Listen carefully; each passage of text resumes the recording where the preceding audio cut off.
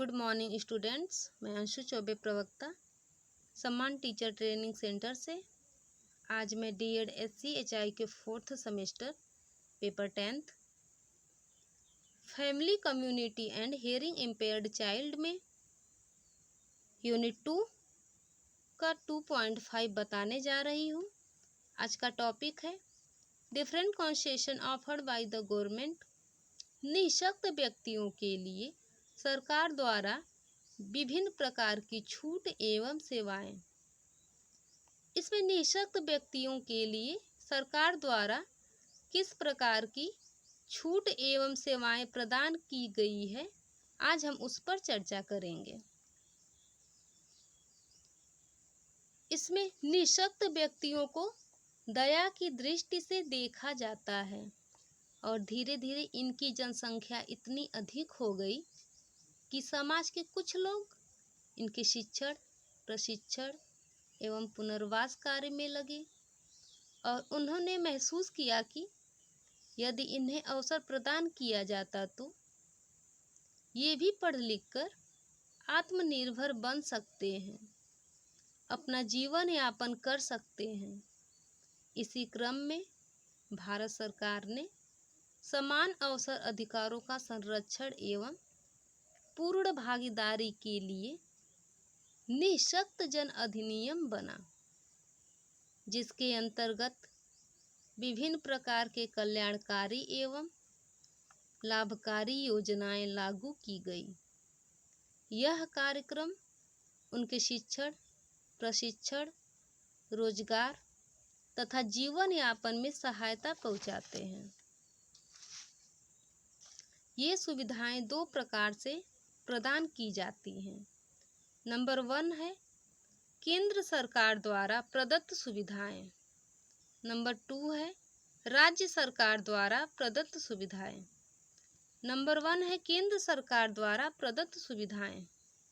इसमें व्यक्तियों के कल्याण के लिए भारत सरकार द्वारा विभिन्न सुविधाएं प्रदान की जाती हैं, जिससे इनकी समस्याओं को दूर करते हुए इन्हें समाज के मुख्य धारा से जोड़ा जा सके। भारत सरकार द्वारा प्रदान की जाने वाली निम्नलिखित सुविधाएं हैं। नंबर 1 है नौकरी हेतु आयु सीमा में छूट। इसमें केंद्र सरकार की नौकरियों में निःशक्त व्यक्तियों हेतु आयु सीमा में 10 वर्ष तक की छूट प्रदान की गई है और अनुसूचित जाति एवं जनजाति के निःशक्त व्यक्तियों को अधिकतम आयु सीमा में 15 वर्ष की छूट प्रदान की गई है। इसमें देखिए, भारत सरकार के नौकरियों में विकलांगता श्रेणी में न्यूनतम 40% की विकलांगता को ही दिव्यांग आरक्षण के कोटे के लिए मान्य होता है। PWD के उम्मीदवारों को आरक्षण नीति के हिस्से के रूप में आयु में छूट प्रदान की जाती है, जो सामान्य श्रेणी के लिए 10 वर्ष की आयु में छूट तथा अनुसूचित जाति एवं जनजाति के निःशक्त व्यक्तियों को अधिकतम आयु सीमा में 15 वर्ष की छूट प्रदान की गई है। रेल एवं बस परिवहन। भारत सरकार ने रेल मंत्रालय के आदेश के अनुसार निःशक्त व्यक्तियों हेतु रेल यातायात में छूट की व्यवस्था की है, जिसमें रेल के पास बनाने के लिए सरकारी अस्पताल के चिकित्सक द्वारा प्रमाण पत्र होना आवश्यक है। सभी प्रकार के विकलांगों के लिए 75% की छूट एवं उनके सहायक के लिए 50% की छूट है। इसमें भारत सरकार ने रेल यातायात में छूट की व्यवस्था की है, लेकिन रेल का पास बनाने के लिए सरकारी अस्पताल के चिकित्सक द्वारा प्रमाण पत्र होना आवश्यक है, तभी रेल का पास बन सकता है। सभी प्रकार के विकलांगों के लिए 75% की छूट एवं उनके सहायक के लिए किराए में 50% की छूट प्रदान किया जा सकता है। नंबर 3 पॉइंट है हवाई परिवहन। हवाई परिवहन में दिव्यांग बच्चों की किराए में कुछ छूट प्रदान किया जाता है। दिव्यांग बच्चों को हवाई यात्रा में छूट केवल एयर इंडिया ही देती है और जितनी भी प्राइवेट एयरलाइंस हैं वो किसी को भी कोई छूट नहीं देती। जिनको चलने फिरने में या उससे संबंधित समस्या है उनको 50% की छूट है तथा उनके साथ जो सहयोगी जाएंगे उन्हें किसी भी प्रकार की छूट नहीं प्रदान किया जाता है।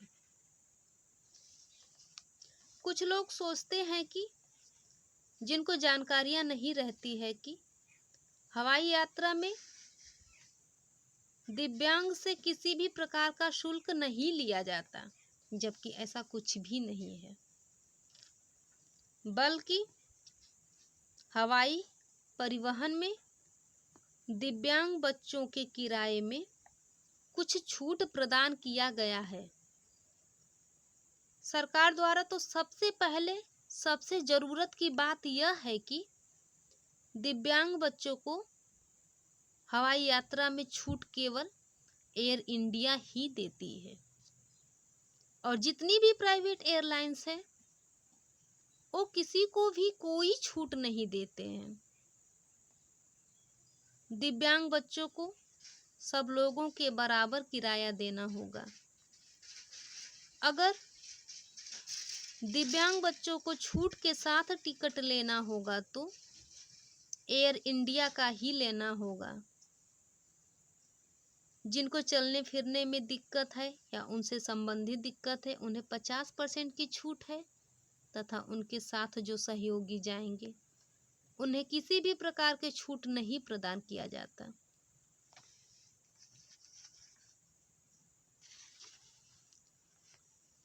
नंबर 4 है UDID card, unique disability ID card. इसे स्वावलंबन कार्ड भी कहते हैं। यह आईडी कार्ड भारत सरकार द्वारा दिव्यांग जनों को जारी किया जाता है। यूडीआईडी कार्ड के लिए पूरे भारत में एक ही फॉर्म है। हर आवेदन की जानकारी एक केंद्रीय डेटाबेस में सुरक्षित होती है। इससे भारत के सभी दिव्यांगजनों की गणना आसान होने के अलावा उनके शारीरिक, मानसिक, सामाजिक, आर्थिक स्थिति के बारे में जानकारी आसानी से उपलब्ध हो सकेगी। यूडीआईडी कार्ड क्रेडिट कार्ड के तरह आकार में छोटा होता है, जिसे आसानी से पर्स में रखा जा सकता है। एक ही कार्ड से सब कार्य कर सकते हैं। उन्हें अलग से आधार कार्ड, विकलांग प्रमाण पत्र, बस के पास ले जाने की जरूरत नहीं पड़ेगी। यूडीआईडी कार्ड एक स्मार्ट कार्ड की तरह होता है।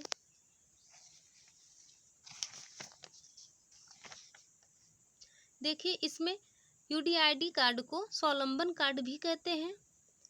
यूडीआईडी कार्ड भारत सरकार द्वारा दिव्यांगजनों को जारी किया जाता है।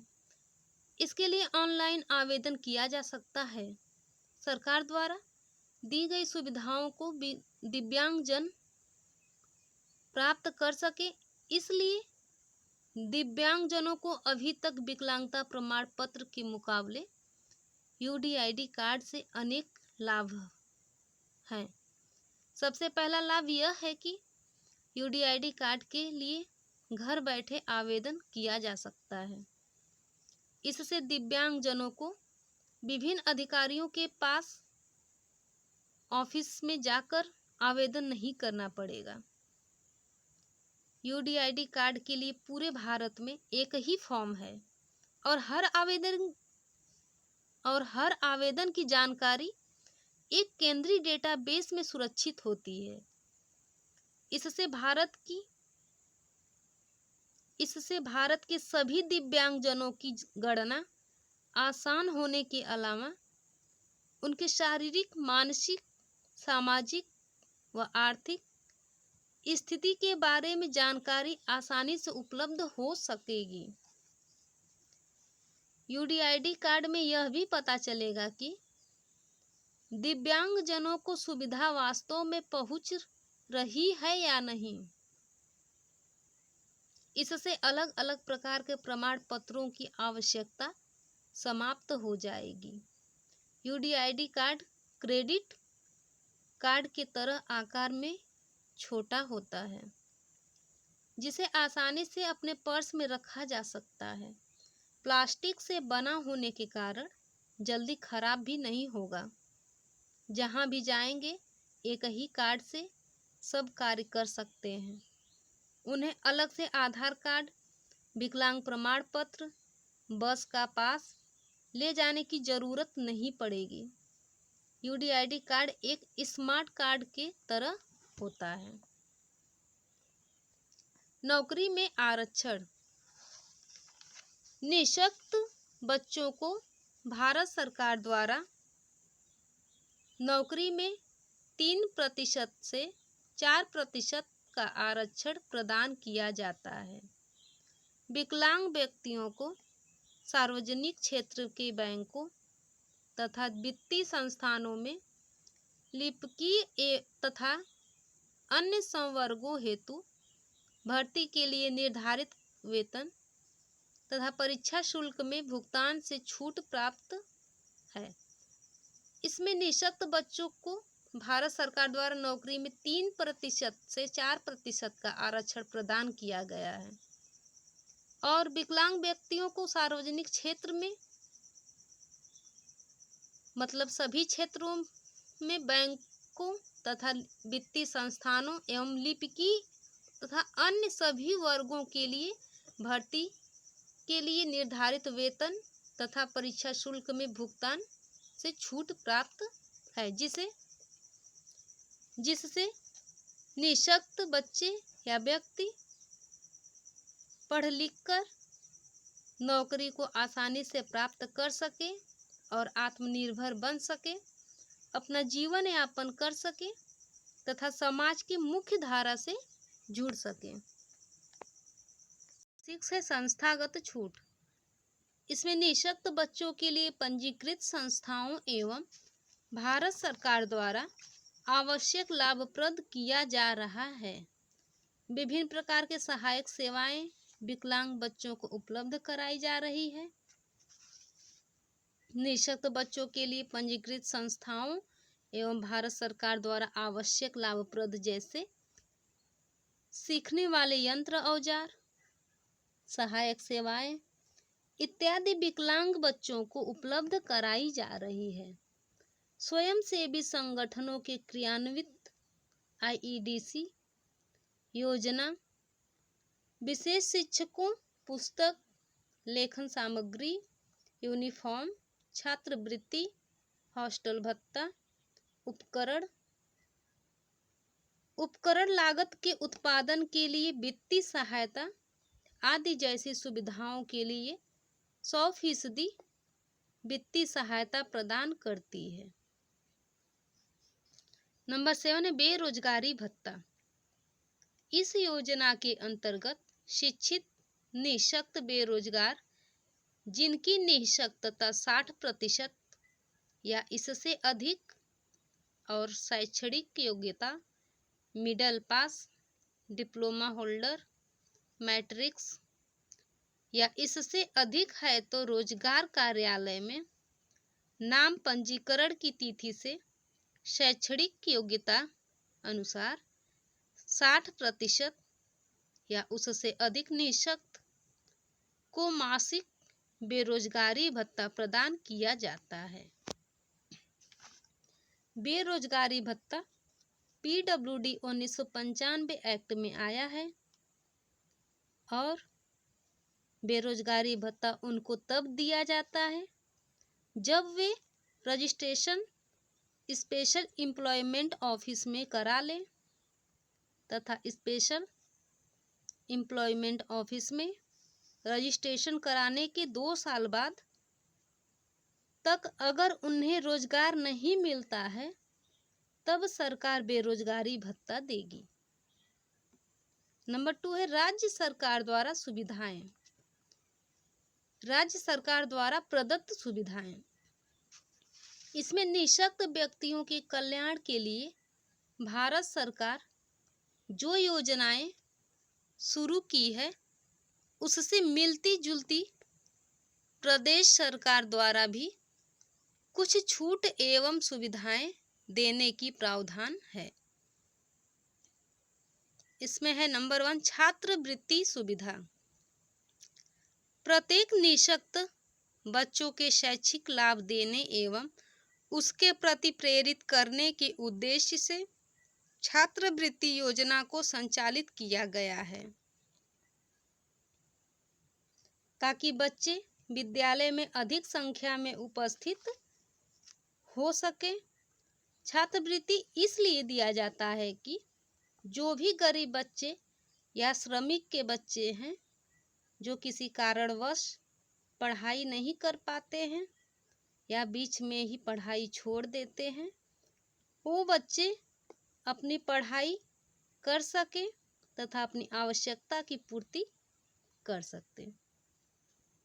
राज्य परिवहन निगम की बसों में निःशुल्क यात्रा सुविधा। इसमें यात्रा की सुविधा केवल मुख्य चिकित्सा अधिकारी द्वारा प्रदत्त प्रमाण पत्र के आधार पर ही दिव्यांग जन को दी जाएगी। मुख्य चिकित्सा अधिकारी द्वारा दिए गए दिव्यांगता प्रमाण पत्र में यदि कोई दिव्यांग गंभीर दिव्यांगता से ग्रसित है या यदि वह 80% या अधिक दिव्यांगता से ग्रसित है तो उस दिव्यांग के एक सहयोगी को निःशुल्क यात्रा सुविधा उपलब्ध कराई जाएगी। ये सुविधाएं राज्य सरकार द्वारा लागू किया गया है कि यात्रा की सुविधा केवल मुख्य चिकित्सा अधिकारी द्वारा प्रदत्त प्रमाण पत्र के आधार पर ही दिव्यांग जन को दी जाएगी।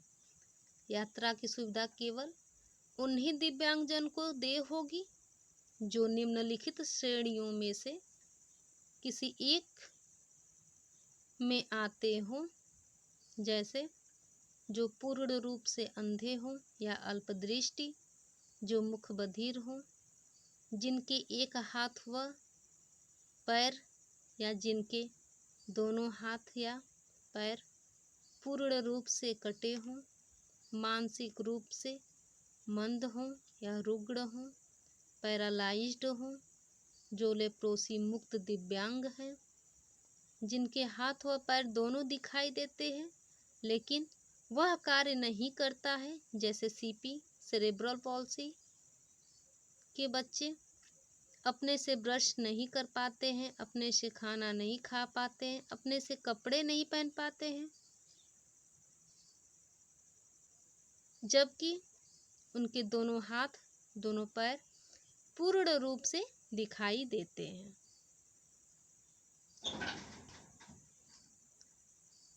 नंबर 3 पॉइंट है दिव्यांग जनों के लिए विशेष रोजगार कार्यालय। दिव्यांग बच्चों को रोजगार प्रदान करने के लिए उत्तर प्रदेश, कानपुर, गोरखपुर, इलाहाबाद, बरेली, मथुरा, गाजियाबाद एवं मेरठ में विशेष सेवा योजना कार्यालय स्थापित किए गए हैं ताकि दिव्यांग बच्चे भी आसानी से रोजगार को प्राप्त कर सके तथा अपना जीवन यापन कर सके और समाज में पुनः स्थापित हो सके। नंबर 3 है राज्य विकलांग कल्याण विभाग द्वारा प्रदत्त सुविधाएं।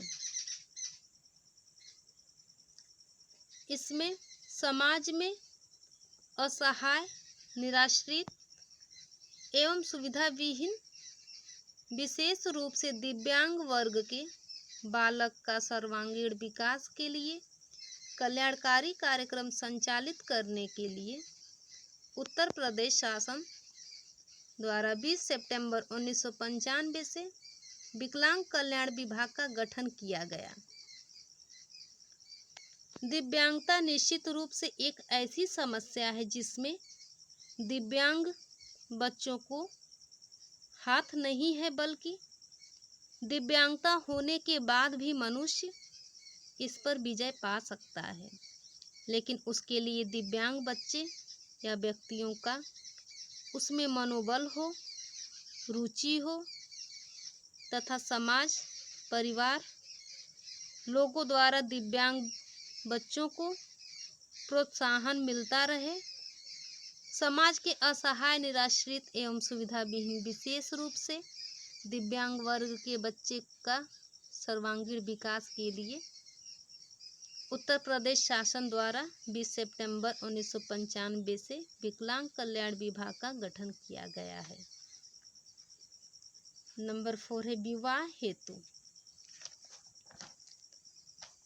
इसमें विवाहित जोड़े में से यदि एक व्यक्ति अक्षम है तो प्रोत्साहन हेतु अनुदान की धनराशि दंपति में केवल युवक को निःशक्त होने पर 11,000 एवं केवल युवती अथवा दोनों के निःशक्त होने हेतु 14,000 रुपये धनराशि निर्धारित की गई है। इस अनुदान के लिए स्वीकृत जिला अधिकारी द्वारा प्रदान किया जाता है। देखिए, यहाँ अनुदान का अर्थ यह है कि जब किसी व्यय को पूरा करने या किसी कार्य को प्रोत्साहित करने के उद्देश्य से कोई राज्य की सहायता प्रदान की जाती है, जिसे प्राप्तकर्ता को भविष्य में वापस नहीं करना होता है, तो इस सहायता को अनुदान कहा जाता है। नंबर 5 है दुकान योजना। निःशक्त व्यक्तियों के स्वरोजगार के लिए 20,000 की धनराशि उपलब्ध कराई जाती है, जिसमें 15,000 रुपये का 4% की ब्याज की दर पर धनराशि उपलब्ध कराई जाती है, जिससे व्यक्ति कोई न कोई रोजगार कर सके, वह अपने घर पे कोई दुकान खोल सके तथा अपना जीवन यापन कर सके और समाज की मुख्य धारा से जुड़ सके। अब हमारा टॉपिक समाप्त हुआ। आप लोगों को 2.5 से संबंधित सारा जानकारी हमने दिया और इसको अब आप लोग ध्यान से पढ़िए, समझिए, बार बार इस वीडियो को सुनिए। इससे संबंधित कुछ प्रश्न आप लोगों को दिए हैं। नंबर 1 है UDID कार्ड से क्या लाभ है। नंबर 2 है राज्य परिवहन निगम की बसों में किस व्यक्ति या बच्चों को निःशुल्क सुविधा प्रदान किया जाता है। इन दोनों प्रश्नों के उत्तर आप अपने असाइनमेंट के माध्यम से व्हाट्सएप ग्रुप में भेज दीजिएगा, जहां पर यह वीडियो आपको मिलेगा।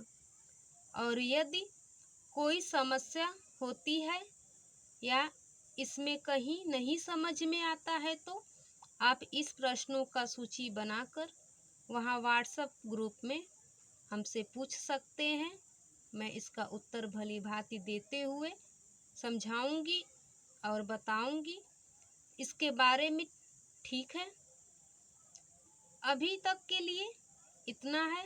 आगे फिर हम अगले वीडियो में आप लोगों को यूनिट 3 का involvement and empowerment of families के 3.1 स्कोप एंड नीड के बारे में बताएंगे।